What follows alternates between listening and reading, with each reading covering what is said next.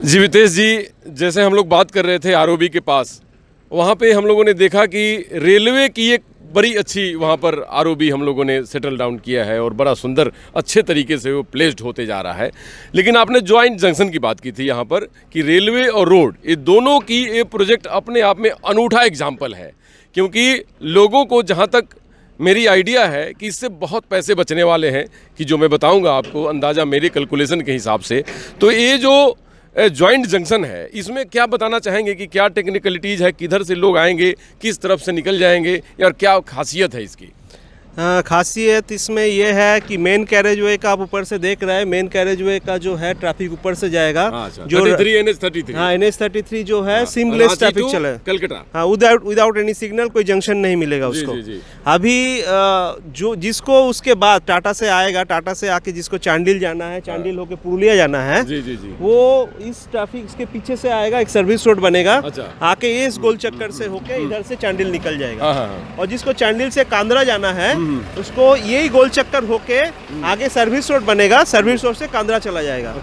और मतलब इसी से आएगा और यहीं से फिर वो, हाँ, यहीं से आएगा चला जाएगा। तो आप मोटे तौर पे ये बोल सकते हैं ये एक मतलब स्लीमलेस 4 वे ट्रैफिक है। अच्छा। हाँ, जहाँ जिसको चांडिल जाना है यहीं से जाएगा, जिसको कांद्रा जाना है यहीं से जाएगा, जिसको चांडिल से रांची जाना है वो भी इसमें जाएगा, जिसमें जिसको चांडिल से टाटा जाना है वो भी इसी रोटरी को यूज करेगा। अच्छा। हाँ, और सबको ये है एकदम प्रॉपरली बोर्ड डायरेक्शन रहेगा, किसी को कोई दिक्कत नहीं होगा, सब आराम से अपने डेस्टिनेशन में जा सकते हैं इस रोटरी को यूज करके। अच्छा, इस रोटरी में जितने सारे सेफ्टी नॉर्म्स हैं, बेसिकली जो पैदल वाले लोग हैं, पैदल यात्री हैं, जिसको हम लोग जो वॉकिंग करते हुए या जैसे भी कुछ लोग चलेंगे, तो उनके लिए भी सब बनाई जा रही है। हाँ, तो पेडेस्ट्रियन के लिए भी कुछ बन रहा है। पेडेस्ट्रियन के लिए जो है आगे दिख रहा है आपको, ड्रेन कम फुटपाथ बन रहा है। हाँ। तो उसके हिसाब से इस पेडेस्ट्रियन इसी फुटपाथ के ऊपर से आएगा। जी। और अपना 7 मीटर का सर्विस रोड है। हाँ। तो वो एज पर नॉर्म्स बन रहा है। अच्छा, तो वो पेडेस्ट्रियन लोगों को भी स्मूथ होगा, वो कहीं से कहीं फ्लाईओवर के साथ ही, चाहे साइकिल से भी लोग हमारे यहाँ पर झारखंड में बहुत चलते हैं और वो साइकिल के लिए कोई लाइसेंस और इसकी कोई आवश्यकता नहीं पड़ती। तो क्या साइकिल वाले लोगों के लिए भी सुविधा होने वाली है कि उनके लिए कुछ ऐसा कि जिससे कि वो एक्सीडेंट ना हो? खास करके रोड पे ज़्यादातर ऐसे कैजुअलिटी को ध्यान में रख के काम करना जरूरी है, तो क्या ऐसा कुछ है प्रोविज़न क्या कि उन लोगों को भी कुछ? पेडेस्ट्रियन के लिए अभी पेडेस्ट्रियन के लिए हम लोग तो ड्रेन कम फुटपाथ बनाया। हाँ। लेकिन साइकिल के लिए अभी तो फिलहाल वैसा कुछ प्रोविजन नहीं है। हाँ। लेकिन जितना वाइड है रास्ता, आदमी अगर थोड़ा कॉशियसली चलेगा, थोड़ा ध्यान में सेफ्टी को ध्यान में रख के चलेगा, तो इन फ्यूचर हमको नहीं लग रहा कि कुछ प्रॉब्लम होने वाला है। क्योंकि यहाँ पे जो लोकल लोग हैं, हम जरूर ये देखना चाहेंगे उस टाइम पे आकर। हमें ऐसा लगता है कि लोग मॉर्निंग और इवनिंग वॉक के लिए इधर आएंगे, क्योंकि एक बहुत खूबसूरत जगह होने जा रही है। दूसरी चीज़, जीवितेश जी, जितना हम लोगों ने जो प्रिपरेशन किया है अपने NH33 का और रेलवे ओवरब्रिज का, ये कंप्लीट होने के बाद जैसे वो दलमा रेंज है या इधर भी हम लोगों का फॉरेस्ट रेंज है, तो इसके बीच में जो भी जगह बचेगा, क्या उसको ग्रीनरी या प्लांटेशन या वैसा भी कुछ प्लान है कि as it is project finish होने से पहले हम लोग वो सारा चीज़ करेंगे? देखिए, जहाँ पे रोड बन रहा है, रोड के बाजू में जितना हमारा फ्री लैंड रहेगा उसमें हम लोग लैंडस्केपिंग कर सकता है। और अपना कंपनी स्पेशली लैंडस्केपिंग में बहुत ज़्यादा ध्यान देता है। जी। हम लोग अपना मेन कैरेजवे में भी हम लोग ऑलरेडी 4000 के आसपास पौधा लगाया साइट में, जो एवेन्यू प्लान के अंदर है। और बाकी मीडियन में भी हम लोग पौधा लगाया और उसको हम लोग देखभाल कर रहे हैं। तो इसके लिए भी हम लोग पीछे नहीं हटेंगे। इतना एरिया है, अगर कुछ लैंडस्केपिंग करना है तो हम लोग जरूर करेंगे उसको। ठीक है ना, कि प्रोजेक्ट को और सुंदर लगे, और सुंदर लगे, क्योंकि प्रोजेक्ट अपने आप में क्या है, थंबनेल है। क्योंकि लोग उसको देखते हैं कि ये प्रोजेक्ट कंप्लीट हुआ तो किस कंपनी ने किया, और वो कंपनी का नाम होता है।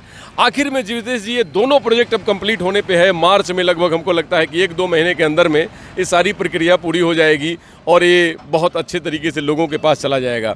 आखिर में क्या कहना चाहेंगे दोनों प्रोजेक्ट के बारे में, कि जो कि दर्शकों को जानना चाहिए, झारखंड के लोगों को, क्योंकि झारखंड से लोग होते हुए बहुत दूर दूर से भी लोग आते हैं, उनको जानना चाहिए इस प्रोजेक्ट के बारे में, और ख़ास करके उन नए पढ़े लिखे या पढ़ रहे सिविल इंजीनियर्स को, कि क्योंकि आपने प्रोजेक्ट में वो सब चीज़ को हैंडल किया है, कि उनको भी बताने की कोशिश करिएगा कि वो सब लोगों के लिए भी एक एग्जाम्पल हो कि ये सब को सीख सकें और इस प्रोजेक्ट से कुछ ना कुछ अपना वो इनहेरिट कर सकें, उस नॉलेज को आगे कैरी फॉरवर्ड कर सकें। इस प्रोजेक्ट में स्ट्रक्चरल पॉइंट ऑफ व्यू सब स्ट्रक्चर है, जी।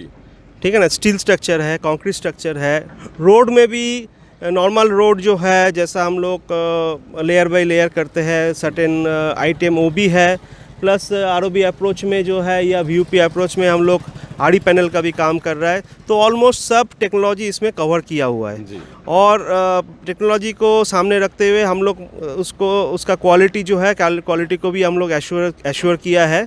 और जो नया पीढ़ी है, न्यू जनरेशन, उन लोग को मैं बताना चाहता हूँ इस प्रोजेक्ट में आए, वो लोग देखें क्या ना। प्रोजेक्ट ऑलमोस्ट कंप्लीशन में है, फिर भी हम बोलेंगे हम लोग की तरफ से पूरा सहायता रहेगा। कोई भी कॉलेज अगर उनका स्टूडेंट भेजना चाहता है, हम लोग ऑलवेज उनको वेलकम करते हैं। हम लोग 7 या 10 दिन का एक ट्रेनिंग प्रोग्राम देंगे उनको, हर चीज़ हम लोग दिखाएंगे। मतलब प्रोजेक्ट एग्जीक्यूशन से लेके टेस्टिंग तक कैसे कैसे होता है, वो मतलब सिंक्रोनाइजेशन कैसे होता है, उसका सीक्वेंस कैसे बनता है, सब कुछ हम लोग उनको डिस्क्राइब करेंगे जो नया स्टूडेंट है। तो हम ये बोलेंगे इसमें सब टेक्नोलॉजी यूज़ किया हुआ है, ठीक है ना। नॉर्मल कंक्रीट हुआ है, M40 ग्रेड कंक्रीट हुआ है, प्रीस्ट्रेसिंग गर्डर है, उसके बाद इलेक्ट्रिकल का पूरा हम लोग का जो है नेटवर्किंग इसमें है। अभी जो ATMS का है, मतलब टोल मैनेजमेंट सिस्टम का काम हुआ है, जो ऑटोमेटिक टोल्स मैनेजमेंट सिस्टम है वो भी इसमें इम्प्लीमेंटेड है। फिर ट्रैफिक मैनेजमेंट सिस्टम, जैसा कहीं पे भी कोई दुर्घटना घट गई तो तुरंत उसका खबर टोल मतलब कंट्रोल रूम तक जाए, उसका टेक्नोलॉजी भी यूज़ होगा। तो हर तरह का टेक्नोलॉजी इस प्रोजेक्ट में इन्वॉल्व है। तो मैं उसको देखने के लिए हम ये बोलेंगे हर स्टूडेंट को, जो भी कॉलेज भेजना चाहता है वो भेजे। हम लोग ऑलवेज वेलकम करते हैं और उनको प्रॉपर ट्रेनिंग देंगे, 7 या 10 दिन का जो भी है। उसका ज़्यादा ज़रूरत पड़ेगा तो उसको वो भी हम लोग कोशिश करेंगे कि हम लोग उस ट्रेनिंग को एक्सटेंड करें। अगर किसी को कुछ तकलीफ है समझने में, हम लोग समझाने का कोशिश करेंगे। तो यही है कि इस प्रोजेक्ट में आए, खुद को इन्हांस करें, खुद को अपग्रेड करें, क्योंकि हर मशीनरी, हर टेक्नोलॉजी जो आज के दिन में मॉडर्न है वो इसमें यूज़ हो रहा है जी। और मेड इन इंडिया सारी चीज़ें, खास बात तो ये है कि इंडिया की बनी हुई सारी प्रोडक्ट लगभग आप लोगों ने यूज़ किया। हाँ, सब बाहर का कोई प्रोडक्ट इसमें है नहीं है, सब अपना इंडियन टेक्नोलॉजी है, ठीक है ना। उसी को मशीन वगैरह जो भी है, मशीन या मटेरियल जो भी है, सब अपना इंडियन टेक्नोलॉजी है और इधर का डिज़ाइनर नहीं किया है वो सब। वाह, सुंदर, बहुत सुंदर। जीवितेश ब्रह्मचारी जी ने जो बताया, अपने आप में एक बहुत बड़ी नॉलेज है स्टूडेंट्स के लिए, जो कि सिविल इंजीनियरिंग खास करके उन सेक्टर में आना चाहते हैं कि जो इंफ्रास्ट्रक्चर के लिए इंजीनियर्स काम करते हैं, और मैकेनिकल भी। वो सभी लोग आकर के इस पूरे प्रोजेक्ट को देख सकते हैं, क्योंकि ये अनूठा प्रोजेक्ट है।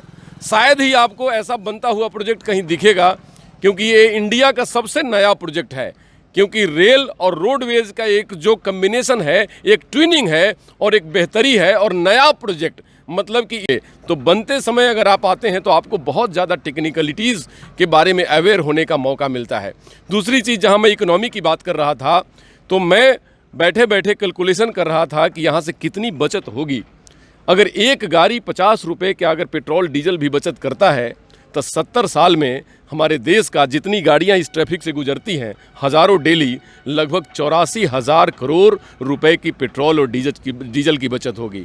मतलब इंडियन करेंसी 84,000 करोड़ रुपए सिर्फ पेट्रोल डीजल से, मतलब कि जो गाड़ियां पेट्रोल डीजल से चलेंगी और इस हाईवे से गुजरेंगी, उनकी इस स्मूथ ड्राइविंग से, स्मूथ रोडवेज और बाकी NH-33 की सुविधा होने से और जॉइंट जंक्शन होने से 50 रुपये का अगर मिनिमम बचता है, तो 70 सालों में, क्योंकि 70 साल का ये आंकड़ा लेकर चला गया है कि हमने इसका लाइफ स्पैन तय किया है, तो 70 सालों में लगभग 84,000 करोड़ रुपए बनता है, सिर्फ हमने बचत किया है इससे मात्र। दूसरी, अगर हम रेलवे की बात करें तो 50 करोड़ रुपए डेली रेलवे इससे अर्न करती है। फ्रेट कॉरिडोर में वो बढ़ता जाएगा, तो 1,28,000 करोड़ लगभग रेलवे अर्न करेगी वो ROB जो आपने देखा है वहाँ से।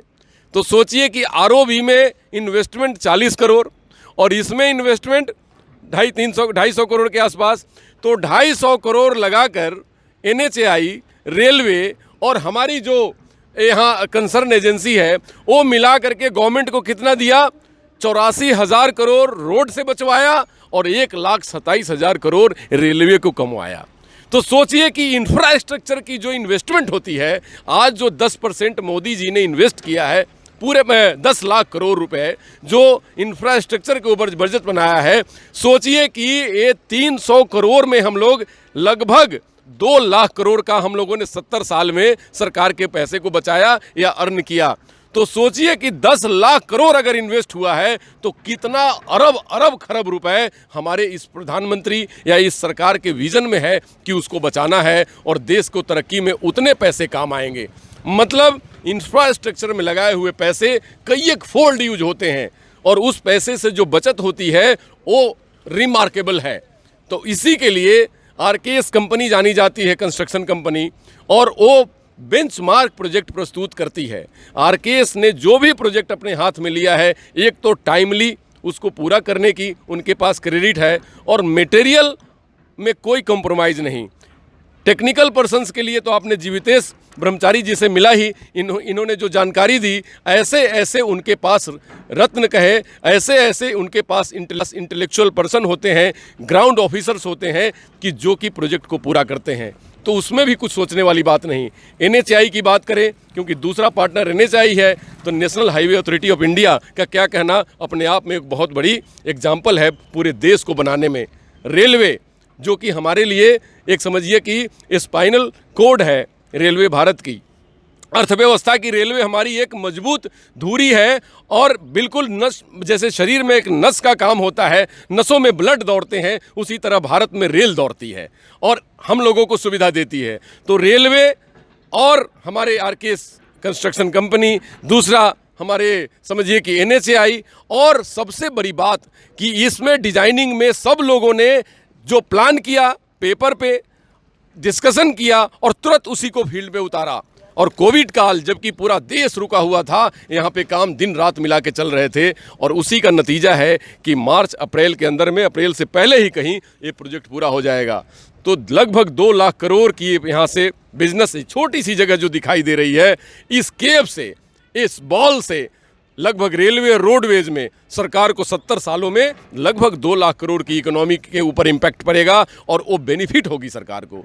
और एक कंपनी जहाँ जहाँ भी काम करेगी, चाहे एनएचएआई हो, आरकेएस हो, या फिर अपनी रेलवे के बारे में कहें, ये अपने आप में एक एग्जाम्पल पेश करेगी कि हमने इस जगह पे काम किया, इतनी बड़े आरओबी बनाए जो झारखंड का सबसे बड़ा आरओबी है, और दूसरी चीज़ इतना बड़ा जॉइंट जंक्शन की जो कि लगभग 3 जिला को यहाँ जोड़ने का काम कर रही है।